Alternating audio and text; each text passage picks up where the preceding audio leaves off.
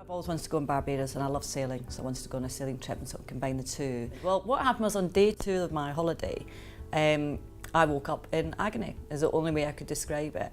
And had no idea what was going on. But it's the second day of the holiday, and I actually thought at the time I'd just trapped a nerve in my back, and eventually it would go. So we went out for a meal to a place called the Cliffs in Barbados, which is quite a famous place to eat. Which I spent most of it with my hands on my head saying, surely you don't want desserts, can we go and lie down? And the next day we were going on the Royal Clipper. So we got on the Royal Clipper and it soon became quite clear that the pain wasn't going to go away.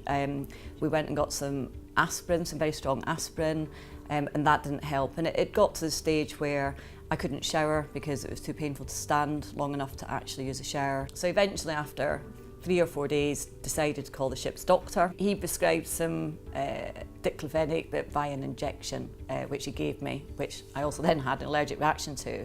And I think it was at that juncture when I was lying in bed in pain, I actually, for some unknown reason, thought the only person that can help me sort this out is Alison Downey at Travel Counsellors. So I sent Alison a text and said, please help. I know you're not a doctor, but can you get me a TENS machine? So within 2 hours max, I got a call from the ground handlers, and she said, not only have we got a TENS machine, we've actually got 2 TENS machines for you to choose from. Next thing I know, John's putting on a Panama hat and getting a copy of the Times under his arms, and he's heading off on the tender to a bar in St Kitts to meet a lady who apparently has a TENS machine that Alison has managed to secure from somewhere. Because Caribbean islands are quite small and there's not a lot on them, so I still don't quite know how she managed to magic this TENS machine up.